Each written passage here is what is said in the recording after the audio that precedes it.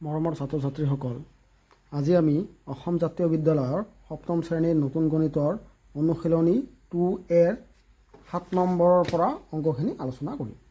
মৰমৰ ছাত্ৰ ছাত্ৰীসকল, 7 নম্বৰ প্ৰশ্নটোত কি আছে চোৱা। এখন বৰ্গাকাৰ পথাৰৰ এটাৰ বাহুৰ দিক কিমান 18 সমস্ত 5/4 মিটাৰ। পথাৰখনৰ কালি নিৰ্ণয় কৰা। ইয়াত কি এখন বৰ্গাকাৰ পথাৰৰ বাহুৰ দিক দিয়া আছে, এইটো 18 সমস্ত 5/4। ইয়াক কি কৰিব লাগে, ইয়াৰ কালি বাহিৰ কৰিব লাগে। প্ৰথমে আমি লিখি ল'ম যে পথাৰৰ এটা বাহুৰ দিক কিমান 18 সমস্ত 5/4।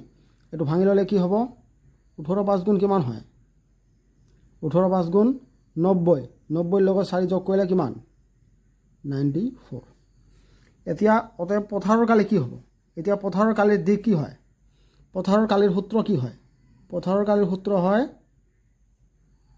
দিক পূৰণ দিক।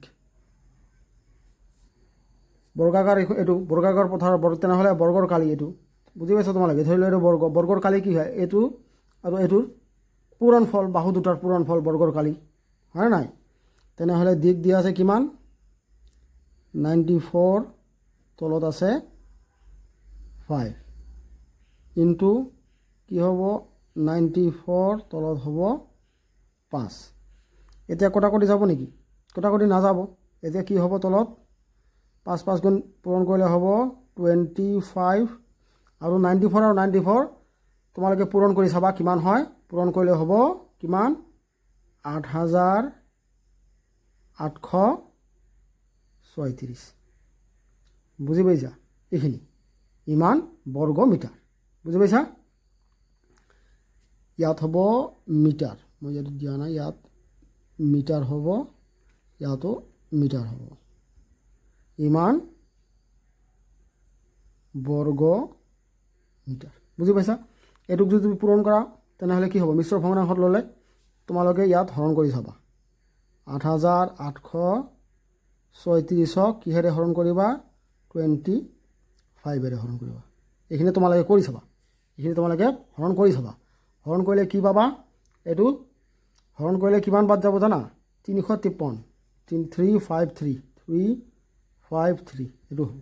তেনেহ'লে উত্তৰটো তোমালোকৰ হ'ব ইয়াত 353 25/11 বৰ্গ মিটাৰ। এইটো তোমালোকৰ উত্তৰ। বুজি পাইছা। এইবাৰ চোৱা 8 নম্বৰ প্ৰশ্নটো কি কৈছে। তগৰে 1 ঘণ্টাত এখন উপন্যাসৰ 1/7 অংশ পঢ়ে। তেওঁ 2/4 1 ঘণ্টাত উপন্যাসখনৰ কিমান অংশ পঢ়িব নিৰ্ণয় কৰা। প্ৰথমে দিছে 1 ঘণ্টাত, তেনেহ'লে আমি লিখি ল'ম 1 ঘণ্টাত পঢ়ে সমান 1/7 অংশ। কিতাপখনৰ 1/7 অংশ পঢ়ে। তেনেহ'লে কি লিখিম, আমাক কি লাগে যে 2/4 1 ঘণ্টাত। আমি লিখিম যে অতএব 2/4 1 ঘণ্টাত পঢ়ে সমান কি হ'ব, এইটো কম হ'ব নে বেছি হ'ব। ধৰি লোৱা তুমি যে 1 ঘণ্টাত এজন মানুহে এখন কিতাপৰ 10 পেজ পঢ়ে। এতিয়া 2 ঘণ্টাত কিমান বেছি পঢ়িব নে কম পঢ়িব, নিশ্চয় বেছি পঢ়িব। 10 পেজৰ বেছি পঢ়িলে কি হয়, সদায় পূৰণ হয়। ইয়াত আমি বেছি পঢ়িব, যিহেতু আমি লিখিম 2/4 ঘণ্টাত পঢ়ে সমান 1/7 ইনটু 2/4 1। বুজি পাইছা, ইমান অংশ। এতিয়া 1/7 ইনটু এইটো ভাঙি লোৱা, কি হ'ব, তলত হ'ব 4, 4 2 গুণ 8, 9, ইয়াত হ'ব 9। তেনেহ'লে ওপৰত থাকিল কি 9, তলত হ'ব 7, 4 7 গুণ 28, 28 ইমান অংশ। এইটোৱে তোমালোকৰ উত্তৰ। বুজি পাইছা তোমালোকে। 9 নম্বৰ প্ৰশ্নটো চোৱা, কি কৈছে যে এটা আয়তৰ দিক 7/5 চেণ্টিমিটাৰ আৰু প্ৰস্থ 4/3 চেণ্টিমিটাৰ। আয়তৰ কালি নিৰ্ণয় কৰা। আমাক দিক আৰু প্ৰস্থ দিয়া আছে, কালি নিৰ্ণয় কৰিব লাগে।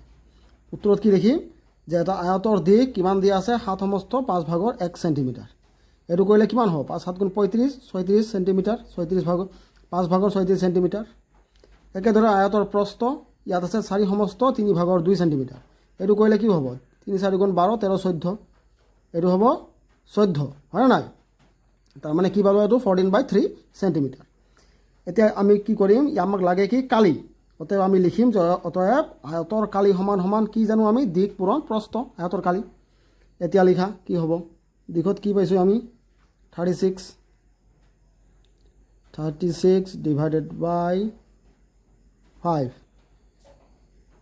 into প্ৰস্থত পাইছো 14 divided by 3 এটা কাটাকাটি যাব নেকি চোৱা যাব 3 দি কাটিব 3 দি কাটিলে কি হ'ব 3 1 গুণ 3 3 12 গুণ 36 হয়নে নাই তেনেহ'লে কি থাকিল ওপৰত 14 পূৰণ 12 পূৰণ 14 তলত থাকিল 5 এতিয়া 12 আৰু 14 পূৰণ কৰি চোৱা কিমান হয় 12 আৰু 14 পূৰণ কৰি চোৱা 4 2 গুণ 8 4 12 গুণ 48 এইফালে হ'ব 12 8 6 1 1 6 8 1 6 8 তলত থাকিল আমাৰ কিমান 5 এতিয়া হৰণ কৰা 168ক 5 এৰে হৰণ কৰিলে কি হ'ব কিমান যাব 3 5 যাব 3 5 গুণ 15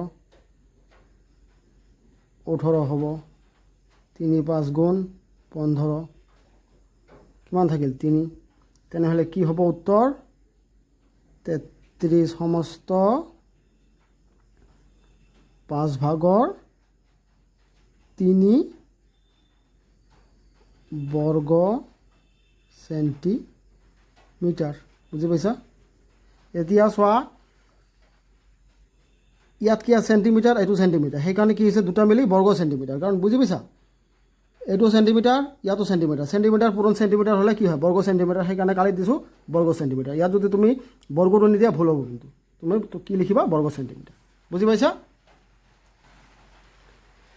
এবাৰ চোৱা 10 নম্বৰ প্ৰশ্নটো কি আছে এটা শ্ৰেণীৰ মুঠ 40 জন ছাত্ৰ ছাত্ৰীৰ 5/3 অংশ ল'ৰা শ্ৰেণীটোৰ ছোৱালীৰ সংখ্যা নিৰ্ণয় কৰা মুঠ কি দিছে যে মুঠ ছাত্ৰ ছাত্ৰী কিমান 40 জন ইয়াৰ ল'ৰা কিমান দিছে 5/3 অংশ কাৰ 5/3 অংশ 40ৰ 5/3 অংশ ল'ৰা আমাক লাগে কি ছোৱালীৰ সংখ্যা ছোৱালী কিমান ছোৱালীৰ অংশ কোৱা নাই ছোৱালীৰ সংখ্যা কৈছে ছোৱালীৰ সংখ্যা তেনেহ'লে কি লিখিম ছোৱালীৰ সংখ্যা হ'ব মুঠ ছাত্ৰ ছাত্ৰী কিমান আছে 40 আমি ইয়াত লিখি দিম 40 পূৰণ 5/3 এতিয়া কাটাকাটি কৰিলে কি হ'ব 5 দি কাটিলে 5 8 গুণ 40 থাকিল কি 3 8 গুণ 24 24 বুজি পাইছা 24 তেনেহ'লে লিখিম অতএব ছোৱালীৰ সংখ্যা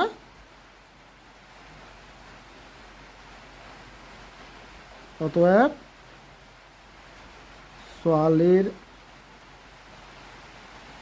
সংখ্যা সমান সমান 24 জনী ইমানজনী বুজি পাইছা এইটোৱে তোমালোকৰ উত্তৰ তোমালোকে মোৰ ভিডিঅ'বিলাক চাবৰ কাৰণে মোৰ চেনেলটো ছাবস্ক্ৰাইব কৰি ল'বা আৰু তোমালোকৰ বন্ধু বান্ধৱীৰ মাজত মোৰ চেনেলটো শ্বেয়াৰ কৰিবা ধন্যবাদ